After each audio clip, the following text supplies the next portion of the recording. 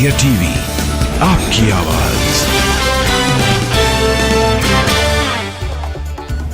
महिला आरक्षण बिल आज राज्यसभा में किया जाएगा पेश। लोकसभा के बाद राज्यसभा में बिल को पास होना तय।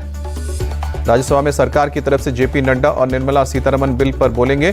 कांग्रेस की तरफ से रंजीत रंजन, रजनी पाटिल, फूलोदेवी नेताम और अमी याग्निक रखेंगे विचार।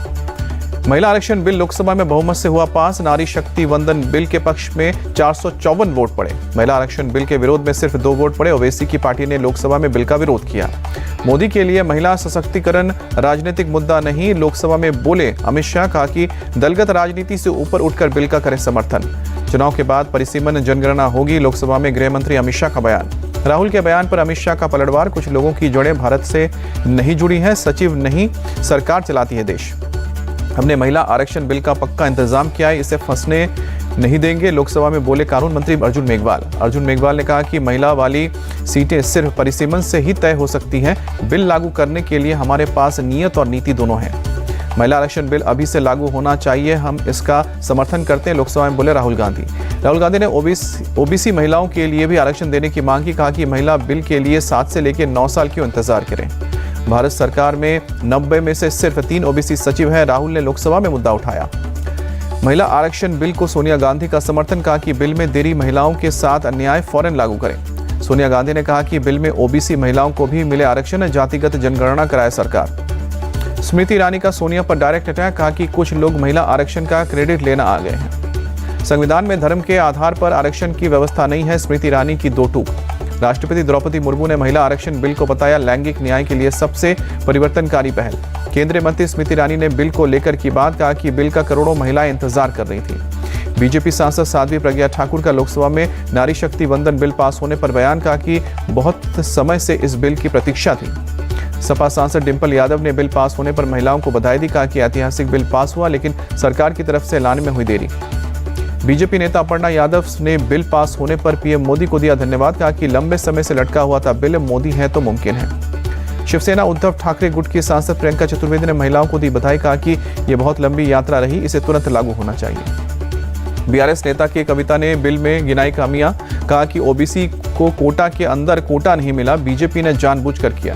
अकाली दल सांसद हरसिमरत कौर ने बिल की टाइमिंग पर सवाल उठाया।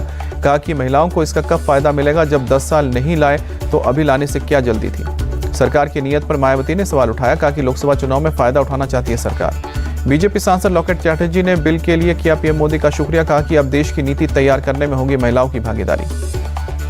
सांसद नवनीत राणा ने बिल पास होने पर खुशी जताई। कहा कि बहुमत से यह बिल पास हुआ है, अब हर महिला अपने अधिकारों के लिए लड़ पाएगी। नारी शक्ति वंदन बिल पास होने पर बोले लोक गायिका मालिनी अवस्थी। कहा कि भारतवर्ष के लिए ऐतिहासिक दिन, हम सालों से इस पर चर्चा कर रहे थे। मालिनी अवस्थी ने कहा कि ऐसा लगता था कि राजनेताओं की इच्छा शक्ति नहीं है, लेकिन मोदी जी ने निर्णय लिया और इसे कर दिखाया। रक्षा मंत्री राजनाथ सिंह ने महिला आरक्षण बिल को बताया ऐतिहासिक फैसला। कहा कि आज का दिन स्वर्ण अक्षरों में लिखा जाएगा। केंद्रीय मंत्री गजेंद्र सिंह शेखावत ने लोकतांत्रिक भारत का यादगार दिन बताया। कहा कि महिलाओं के सम्मान के लिए पीएम मोदी योजनाओं को धरातल पर लाए। केंद्रीय मंत्री नरेंद्र सिंह तोमर ने बिल पास होने पर महिलाओं को दी बधाई। कहा कि देश के नागरिकों के लिए खुशी का पल।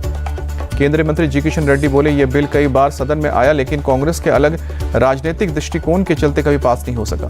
बिल पास होने पर बीजेपी सांसद रविशंकर प्रसाद ने सरकार की तारीफ की। कहा कि जब सरकार की नीति और नीयत साफ हो तो ऐसा हो जाता है। बीजेपी सांसद राज्यवर्धन सिंह राठौर ने महिला आरक्षण बिल को बताया ऐतिहासिक। कहा कि पीएम मोदी की नीतियों से महिलाओं के सशक्तिकरण को बढ़ावा मिलेगा। एआईएमआईएम चीफ असदुद्दीन ओवैसी ने नारी शक्ति बिल पर जताया ऐतराज। कहा कि ओवैसी ने कहा कि ओबीसी और मुस्लिम महिलाओं के प्रतिनिधित्व की बात की। कांग्रेस सांसद अधीर रंजन चौधरी ने कहा कि यह कब होगा, कैसे होगा, किसी को पता नहीं, हमें कोई आपत्ति नहीं, बस जुमलेबाजी से आपत्ति है। National conference chief Farooq Abdullah ने बिल में ओबीसी महिलाओं के आरक्षण की मांग की। कहा कि महिलाएं संसद में आएंगी और देश को मजबूत करेंगे। कांग्रेस नेता प्रमोद तिवारी ने बिल पर कसा तंज। कहा कि इसका हाल हर किसी को 15 लाख देने जैसा होगा। महिला आरक्षण पर मोदी सरकार की मंशा साफ नहीं, सचिन पायलट बोले पहले जनगणना फिर परिसीमन होगा, उसके बाद लागू होगा। एमपी के सीएम शिवराज सिंह चौहान आज करेंगे जगत गुरु आदि शंकराचार्य की प्रतिमा का अनावरण। ओंकारेश्वर में तैयार हुई है 108 फीट ऊंची statue of oneness. CM Shivraj दोपहर 12 बजे करेंगे प्रतिमा का अनावरण। नर्मदा नदी के किनारे मादांता की पहाड़ियों पर 5 साल में तैयार हुआ है ये जगत गुरु आदि शंकराचार्य की प्रतिमा। सीएम शिवराज सिंह और संतों का केरल की परंपरा के मुताबिक होगा स्वागत। प्रतिमा के अनावरण के पहले यज्ञ में दी जाएगी आहुति।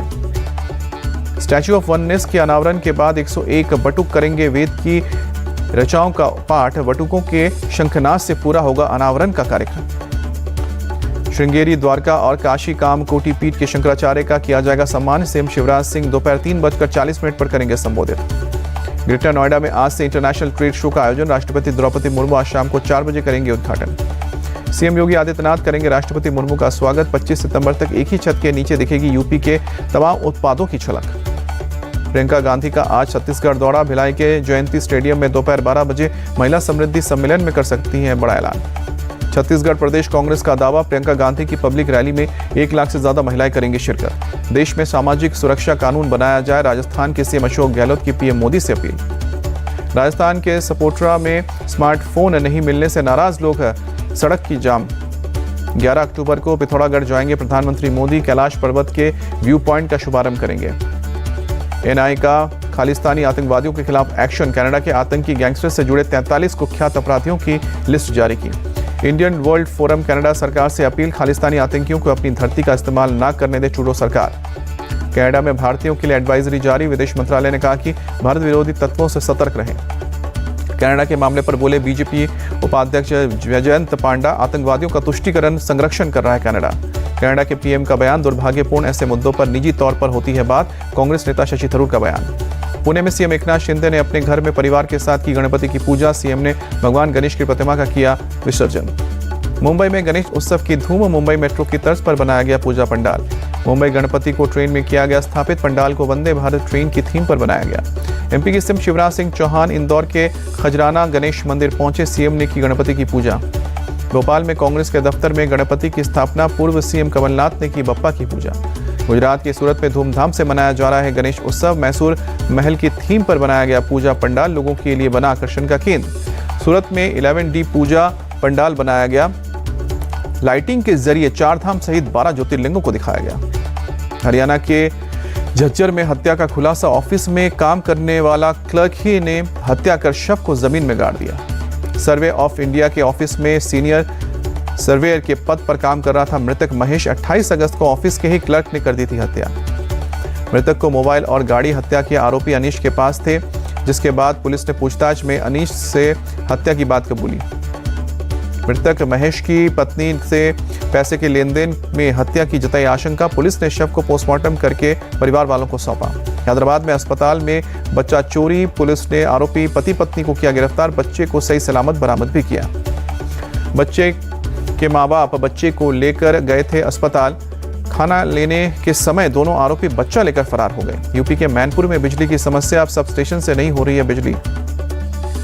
शहर के कॉलोनियों में पानी की समस्या। पावर सब स्टेशन में आग लगने के बाद कई केबल जलकर खाक। एलन मस्क के न्यूरलिंक को क्लिनिकल ट्रायल की मंजूरी। इंसान के दिमाग में लगाएंगे माइक्रोचिप। एलन मस्क ने एक्स पर पोस्ट कर खुशी का इजहार किया।